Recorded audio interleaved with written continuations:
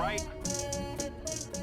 Well, if you thought Ahsoka was bad, Secret Invasion, The Marvels, Echo says, hold my beer. Yes, another edition of Pops watches it, so we didn't have to.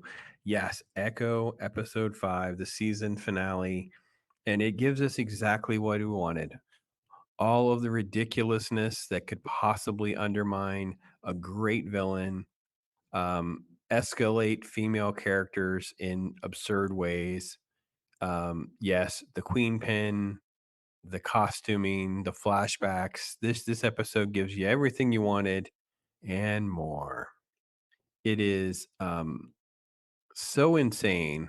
Um, I really just couldn't believe what I was watching. So first off, can I just point out, and I don't know if you guys are in areas where you have woodpeckers, and maybe in Florida we just have a different subspecies or breed of woodpecker. Our woodpeckers are like double this size. They are massive birds compared to this little fella. Anyway, what we get is slingshot driven Maya is going to take out the bird because she's an awful human and always was, even though it has nothing to do with Kingpin. She evidently wanted to do it when she was little. And then she just lies to her mom and then tells the truth about how she just wanted to see if she could do it.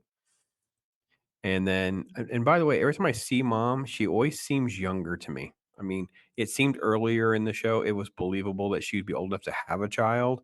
Now it just feels like she's like a teen mom. I don't know. Maybe I'm just missing something. Anyway, there's a bird. It's still twitching. It wasn't quite dead yet. And then she starts telling her this story. I kid you not. We don't harm things. And then it's this comment about this bisconnect. I'm like Bisquick, bull crap, whatever. Sign language. We fix it right, and then literally this is what happens next. Two fingers go together with the little bird thing, and then her hands start glowing. So the shock that we had earlier, wouldn't have Maya have seen it with her mom at least one time before? Anyway, credits, flashbacks, and then drums, lots and lots of Indians and drums. And that's how it's going to go. Okay, so we cut to the store, and Grandma um, is Grandma is the kind of character where she's supposed to be getting a pass on what an awful person she was and how she treated Maya, and she's so selfish she could deal with her own grief that she allowed this child to basically get even worse than she already was. She treats Scully terribly because this evidently was a sewing machine that she took there to be sold. He didn't do that. He just took care of it for her, and then but she's like so rude how she handles everything with him. I know, get somebody else. First off, fix your hat, get somebody else. Um, so that's how that plays out with this long drawn out sequence before she runs into the Kingpin. Now, I don't know about anybody else, but they're not that far. Well, I guess they are. They're supposed to be in Oklahoma, right? Hmm. I guess I was a little bit kind of like shaking my head a little bit. Like she wouldn't know who the Kingpin is. You know what I mean? I don't know. Maybe this was just one of those things. We're just going to have to go along with the fact that she wouldn't know who Wilson Fisk is. Because none of this works if she knows who Wilson is. This is all about ignorance, like who's figuring out whom here. Okay. And then we cut to what the center of the stunt woman. Cut to her on a bike walking around with that, and then they're going to go to a powwow. So literally a powwow.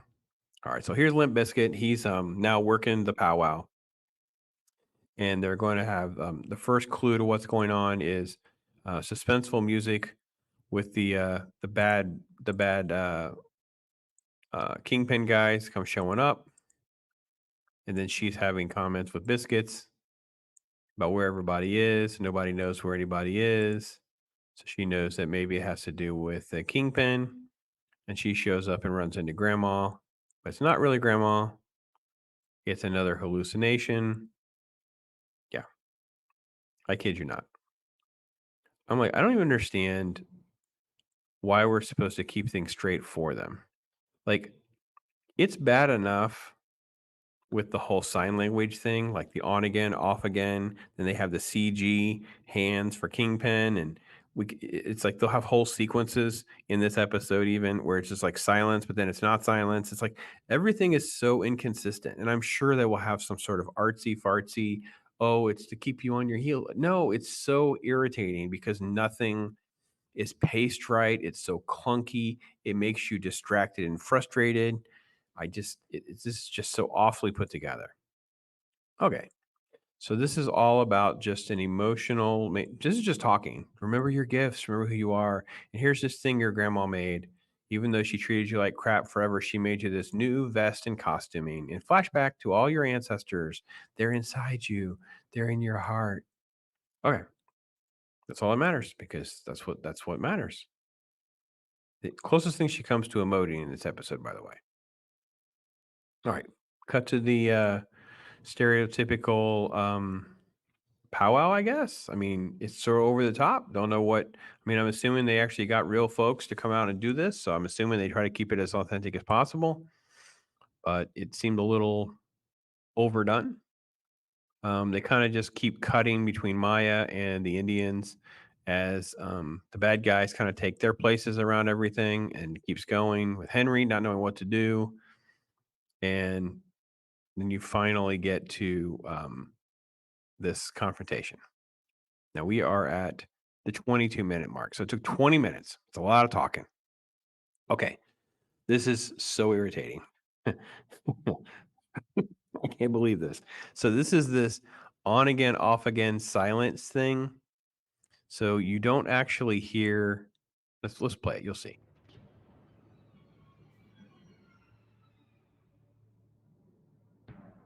Okay. So she's signing. He'll be talking, but you won't hear anything. Okay. So let's go back and see that. See, he's talking, but you don't hear it. She's signing, read the subtitles. So again, it's like the fourth variation of how we communicate in the show. She can't read lips. CGI hands are not being used. There's no audio to go with the signs. It's just the randomness of all of this we're supposed to all be okay with. Okay. And then she just basically gets in close to him, and then it becomes some sort of, trust me moment, right? Oh, yeah, he has a rocket launcher. That's what you're supposed to know. The guy from the skating rink has a rocket launcher. That'll come back in a minute. And then she just sort of kind of gets ready and then flashes back to the montage of all of her relatives from the bad lacrosse game to her. And this is what you see. You see all of them manifested into her hallucination becoming real.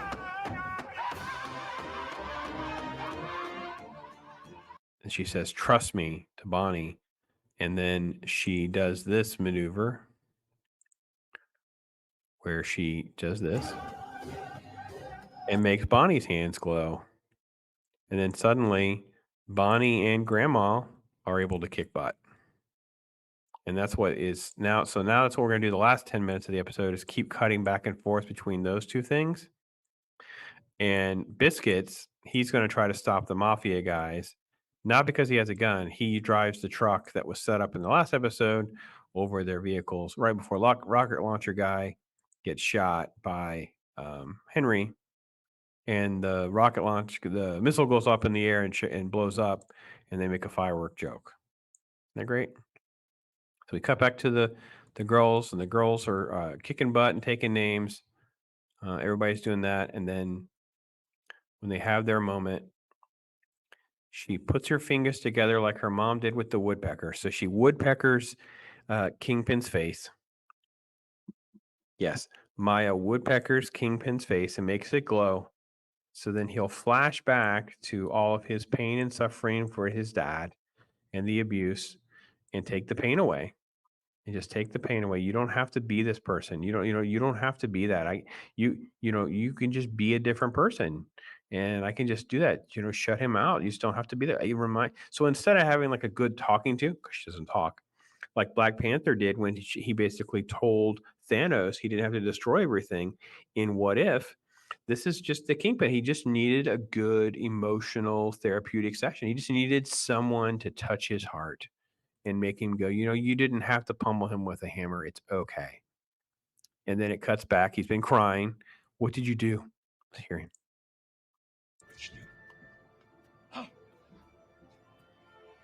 What did you do? Took away his pain, took away his emotions. How dare you? And that's how it ends. And you have all this flashback to the bird, and then flashback to her thinking, and they got to drive by the mural again. God knows we do that like 6 or 8 times. See the family, have a hug or two, and then she leaves, and that's how it ends. Like I said, this is the only episode that she actually emotes. She has 2 or 3 scenes where she actually emotes. It's very primitive. I'm not trying to say it's something that's worth note.